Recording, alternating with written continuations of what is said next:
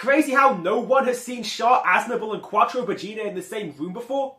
Well, what's even crazier is that you're about to see them in the same deck! Hello and welcome back to the Misawa Institute, where today we're going to be going over a white-green Char Quattro deck. Double the amount of the best antagonist in fiction and the best character in Gundam. Let's go! The original idea for this build came from my friend Magnus, so shout out to him. And with his permission, I've made my own list based off that idea, built it in real life, and what can I say? This is the most fun I have ever had playing the Gundam card game. Which is to be expected from a Char Glazer, but yeah, let's get into the list. Starting off with the units, for our level 1, we have 3 copies of the Dop.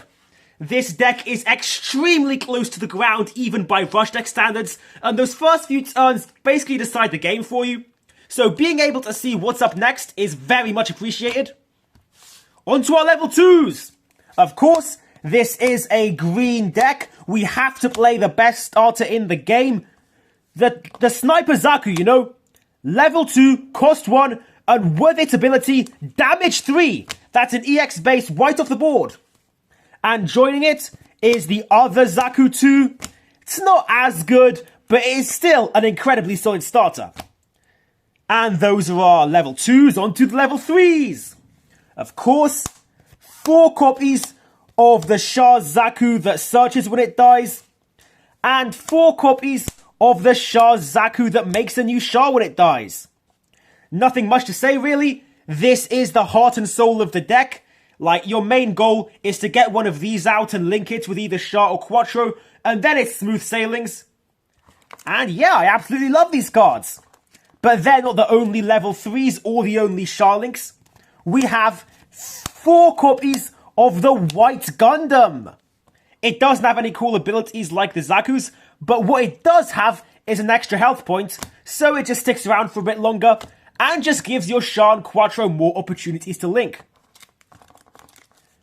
Joining all these Chars are 3 Rick Doms, the Black Tri-Stars.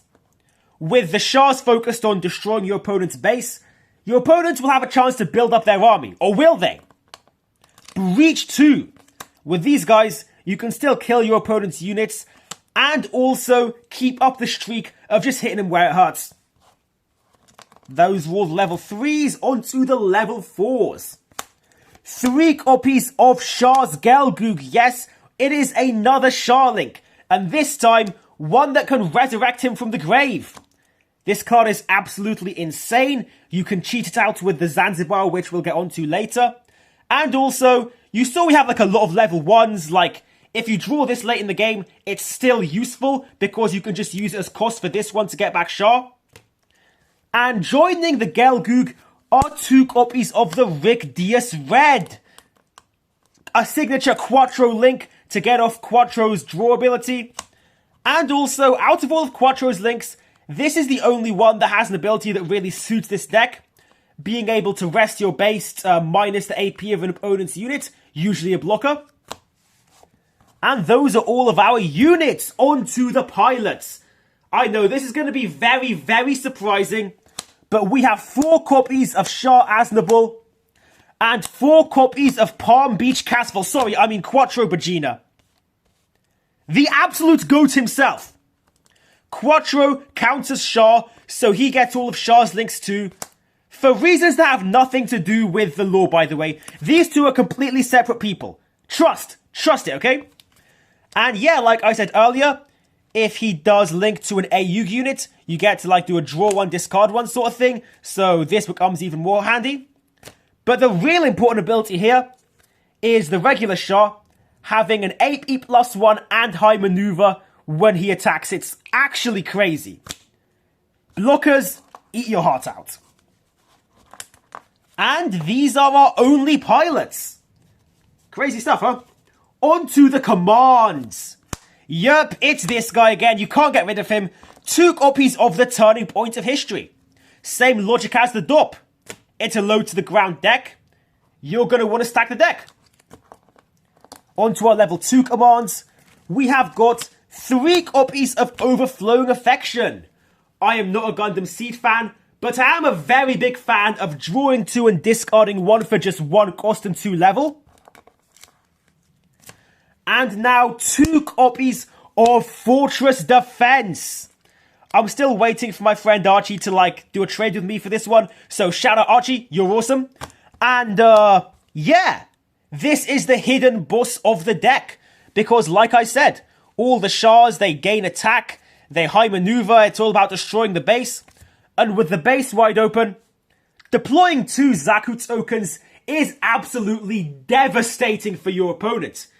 It's the same logic as Korska base, which just so happens to be the first card to ever get limited. So yeah, absolutely devastating stuff featuring the best member of the Zabi family. Now one thing is remaining, and that is the bases. 2 Foul Mels, which, don't hold your breath here guys, deploys you another Char. And also 2 Zanzibar, and yep, take a wild guess what this one does. Yeah, this deck is very much a one-trick pony, maybe even a half-trick pony. But here's the thing. That pony can jump over any hurdle and win if you play your cards right. There it is. A Char Aznable and Quattro Vegeta green-white deck. What's the strategy? I don't know, you tell me. Just flood the field, attack, attack, attack. Don't care about blockers. It is very much an unga bunga, I win before you do type of style. But one thing is important here.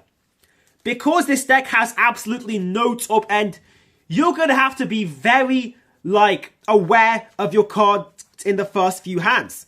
If you only have 1 starter, you're going to want a mulligan. Because your ideal hand will be, either 2 starters or a Char Link plus a Char or Quattro, or preferably both. And this deck can very easily get to that. If the mulligan doesn't work, this will, your Turning Point of History will, your Dope will. Just trust in the cards, trust in the Char, and seek Xeon. That's all for today. Have a good day, and I'll see you all next time. Bye!